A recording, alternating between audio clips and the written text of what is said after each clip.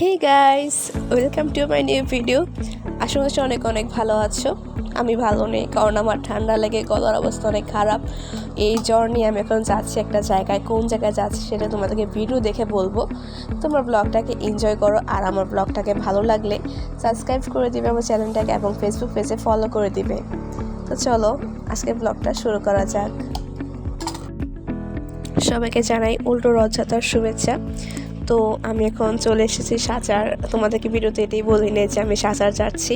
এখানে অনেক পরিমাণে ভিড়, লাইনে দাঁড়িয়ে আছে 1 ঘন্টা ধরে জগন্নাথ দেখবো বলে, কিন্তু এখনও দেখতে পাচ্ছি না। প্রচুর ভিড় এখানে, ওরা লাইন দিয়ে দাঁড়িয়ে আছে যাতে একজন একজন করে ঢুকতে পারে। তো ঠাকুর দর্শন করে তোমাদের সাথে আবার দেখা করছি। তো এই দেখো, আমি ঠাকুর দর্শন করে আবার বের হয়ে যাচ্ছি। আমার এখানে জগন্নাথের কাছে ফল দিচ্ছে। তো এখানে জগন্নাথটা অনেক অনেক সুন্দর। এখানে অনেক ভিড় হলো, মানে ঠাকুর দেখার মধ্যে কিন্তু একটা তৃপ্তি আছে। আমরা সফল হতে পেরেছি। এখানে হচ্ছে মন্দিরের ভিতরেরটা। তো এখন মন্দিরের বাইরেটা তোমাদের দেখাচ্ছি। সেখানে অনেক পরিমাণে ভিড়। দেখো মন্দিরের বাইরে সবাই লাইন দিয়ে দাঁড়িয়ে আছে, মানে অনেকে ঢুকতে পারছে, আবার অনেকে ঢুকতে পারছে না, এই অবস্থা।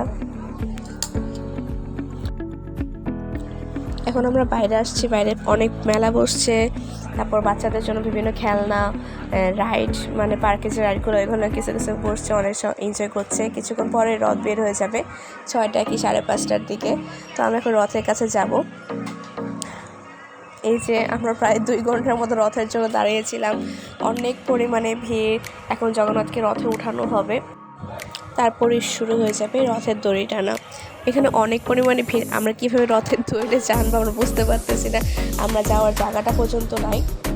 তো তোমরা ভিডিওটা দেখতে থাকো কী কী হচ্ছে।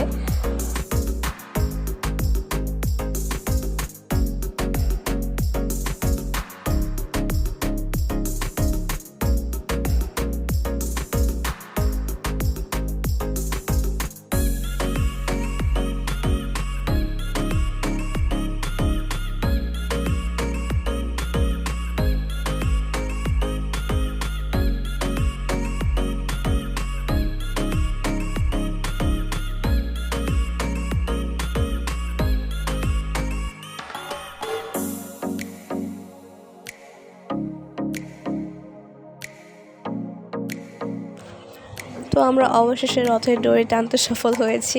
এত ভিড়ের মাঝখানে যে আমরা টানতে পেরেছি, এটা অনেক।